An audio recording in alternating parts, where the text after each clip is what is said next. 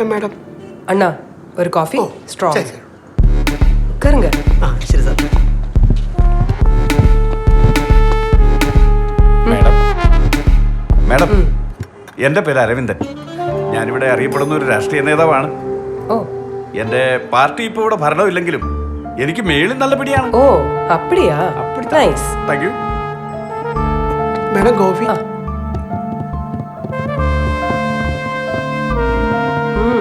അണ്ണാ coffee ரொம்ப நல்லா இருக்கு. Thank you. അത് മാഡം നേരത്തെ നല്ല കാപ്പി കുടിക്കാത്തോണ്ടാ. വെറും മാട്ടമുള്ള വന്നേ. തരാതെ കാശ് എടുത്തിട്ട് പറയടാ.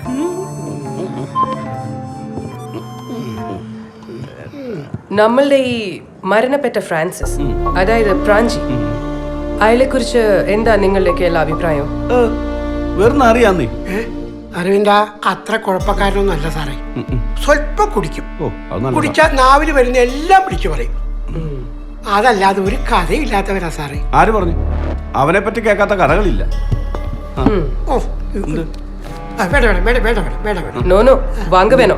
ഇല്ലെങ്കിൽ ഞങ്ങള് പോയി കഴിയുമ്പോ പോലീസുകാരെല്ലാം ഓസാണെന്ന് പറയും നീങ്ക. അത് കറക്റ്റ് ആണ്. അല്ല ഈ പോലീസുകാരെ കുറിച്ച് പൊതുവെ ഇങ്ങനെ ഒരു അഭിപ്രായമുണ്ട്. കേട്ടില്ല? അതാണ്. ഹലോ മാഡം, എന്തായി പ്രാഞ്ചി കൊലക്കേസിന്റെ അന്വേഷണം? പോലീസ് പട്ടി വന്ന് മണപ്പിച്ച് നാട്ടുകാരെ പറ്റിച്ചല്ലേ? അല്ലേലും ഈ സർക്കാർ ഉദ്യോഗസ്ഥർ ഇങ്ങനെയാണ്. കൈക്കൂലി കിട്ടിക്കഴിഞ്ഞാൽ ഏത് ഫയലും അവർ മുക്കും. അതിപ്പോ പളനി ആണ്ടവന്റെ ആണേലും ശബരിമല അയ്യപ്പന്റെ ആണേലും.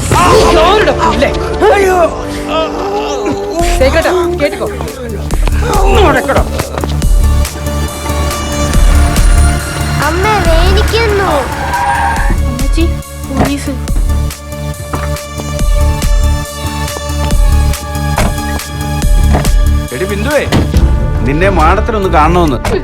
എന്നാത്തിനാ നിങ്ങൾ ആദ്യം പോയ കെട്ടിയോനെ കൊന്നാലെ പിടിച്ചോണ്ട് പോവാ. നമുക്ക് കണ്ടുപിടിക്കാം. അതിന് ബിന്ദു ഞങ്ങളോടൊന്ന് സഹകരിക്കണം. നീ എണീറ്റ് മാടത്തിന് ഒരു കസേര ഇട്ട് കൊടുക്കും. ഒരു കസേര ഇട്ട് കൊടുക്കാൻ. ഇവിടെ വന്ന മാത്തനസയോടും മണ്ണ് പരിശോധനക്കാരോടും ആർക്കിയോളജി മൊബൈലും കമ്പി കുത്തി വന്ന എല്ലാ പുല്ലന്മാരോടും ഓൺലൈൻ ചാനലുകാരും വന്നായിരുന്നേ. അവരോടൊക്കെ പറഞ്ഞേ എനിക്ക് നിങ്ങളോടും പറയാനുള്ളൂ. നിങ്ങൾ നിങ്ങളെ പാട് നോക്കിപ്പോ. മാഡം ചോദിക്കുന്നതിന് മണിമണിയായിട്ട് ഉത്തരം പറഞ്ഞോണം. சேகரேட்டா, பொண்ணுங்க கிட்ட இப்படி பேசக்கூடாது. ബിന്ദു പറയേ. സത്യം സാറേ, എൻ്റെ പിള്ളേരാണ് സത്യം. അന്ന് അങ്ങേര് അല്പം കൂടുതൽ കുടിച്ചിട്ടാ വന്നത്.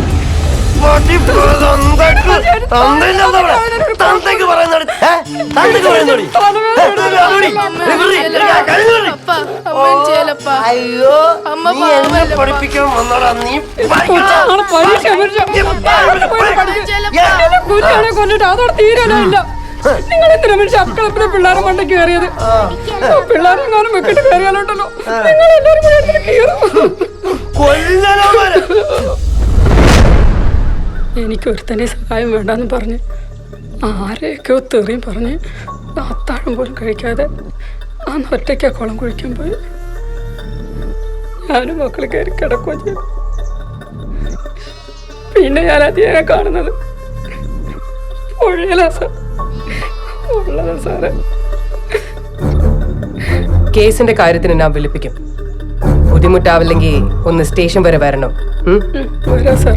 സേകരേട്ടാ. ബിന്ദു, നീ പേടിച്ചോ? എന്തിന്? അതിനല്ലേ അവരോട് അരവിന്ദേട്ടൻ വന്നത്. എന്നെ സുറ്റിക്കളിയാ? അല്ല സാറേ, ഒരു വിധവയല്ലയോ, ഒന്ന് സമാധാനിപ്പിക്കാനായിട്ട്. എന്നിട്ട് സമാധാനിപ്പിച്ചോ? അവള് തനിയെ സമാധാനിച്ചോളൂ. സാറ് വണ്ടിയെ കയറി. അല്ല നിങ്ങൾ പൊക്കോ സാറേ, എനിക്ക് അത്യാവശ്യമായിട്ട് ഒരു കുടുംബശ്രീയുടെ ഒരു മീറ്റിംഗ്. സേകരേട്ടാ പേടിച്ച് കേട്ടോ. കുടുംബത്തിലുള്ള സ്ത്രീകളുമായിട്ടാണ് അവന്റെ. പേടിക്കണ്ട, ഞാനുണ്ട്.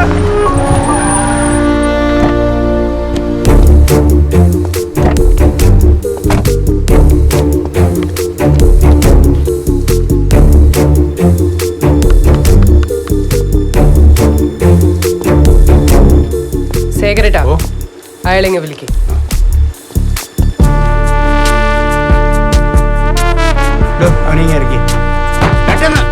വലിക്കണ്ട, ഞാൻ വന്നോ.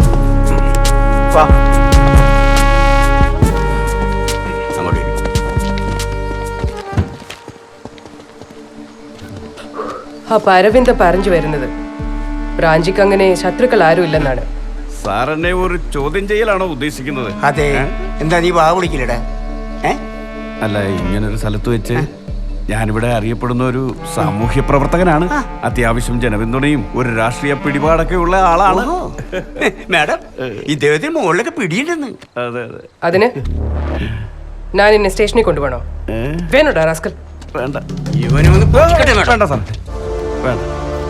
നീ അഭ്യാസം ഇറക്കിയ നിന്നെ തൂക്കിയെടുത്ത് ഞാൻ ഈ പുഴയിലെറിയും. ഡമ്മി ടു ഡമ്മിയാണോ ഈ CBI-കാരൊക്കെ ചെയ്യുന്നത്? ഡാ, നീ മാഡത്തിനെ കളിയാക്കണോ? ഇല്ല സാറേ, പേടിച്ചിട്ടാ സാറേ. പേടി വന്നാൽ ഞാൻ ഇങ്ങനെ മുണ്ടിക്കളയും സാറേ. ബാ, തനിക്ക് ഒരു പ്രോബ്ലം ഉണ്ടാവില്ല. തനിക്കറിയാവുന്നൊക്കെ താൻ പറഞ്ഞു. ഈ ചത്തുപോയ പ്രാഞ്ചി എന്ന് പറഞ്ഞവനൊരു കൈതമുള്ള സാറേ. മേപ്പോട്ടേക്കും മേല, കീപ്പോട്ടേക്കും മേല. അടുപ്പിക്കാനും വെറുപ്പിക്കാനും കൊള്ളത്തില്ലെന്നേ. ഈ പുൽപ്പാറ ജോയിയുടെ അതിരിലാണ് ഈ പ്രാഞ്ചി കുളം കുത്തിയിരിക്കുന്നത്. അതും പറഞ്ഞ് ഇവർ തമ്മിൽ 1-2 പ്രശ്നങ്ങളുണ്ടായിരുന്നു. അത് ഈ നാട്ടുകാർക്ക് മൊത്തം അറിയാവുന്ന കേസാണ്. പിന്നെ ഈ സംഭവം ഈ സംഭവം നടക്കുന്ന ദിവസം ഈ ജോസും പ്രാഞ്ചിയും തമ്മിൽ എന്തൊക്കെയോ ഉണ്ടായി. തല്ലിക്കൊന്ന് പുഴയിലെറിയുമെന്നും ജോസ് പ്രാഞ്ചിയോട് പറഞ്ഞിരുന്നു. പക്ഷേ ഒരാളെ തല്ലിക്കൊല്ലാനും മാത്രമുള്ള ചങ്കൂറ്റമൊന്നും ഈ ജോസിനില്ല.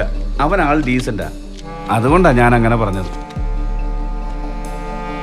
അതങ്ങനെ ഉറപ്പിച്ച് சொல்ல முடியாது അരവിന്ദ. പാക്കലാം. ഈ ജോസ് അയാളിപ്പോ എവിടെയുണ്ട്? ജോസ് ഇപ്പോ എനിക്കറിയത്തില്ല മാഡം, എനിക്കറിയത്തില്ല.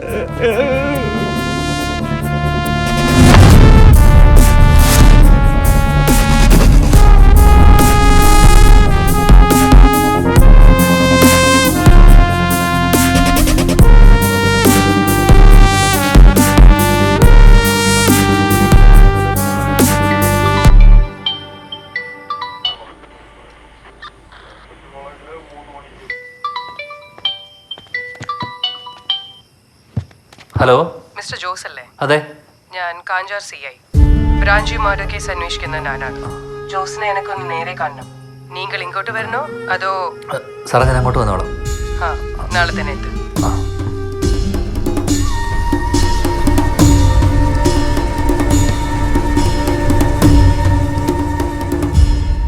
അപ്പോ ബ്രാഞ്ചിയുടെ മരണത്തെക്കുറിച്ച് ജോയ്ക്കൊന്നും തെരിയില്ലയാ? നിജമാ? ആ നാറ് ചാവുമ്പോ ഞാൻ തിരുവനന്തപുരത്ത് സെക്രട്ടേറിയറ്റിലായിരുന്നു. അപ്പോഴാണ് ഒരുമാതിരി കോപ്പിലെ ചോദ്യം.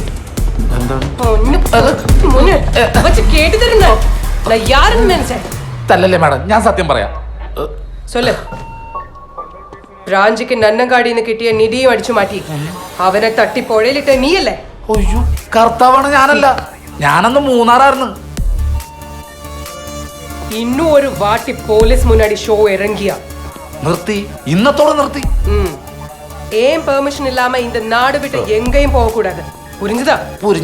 പുരിഞ്ചിത് മാഡം. போக போடா.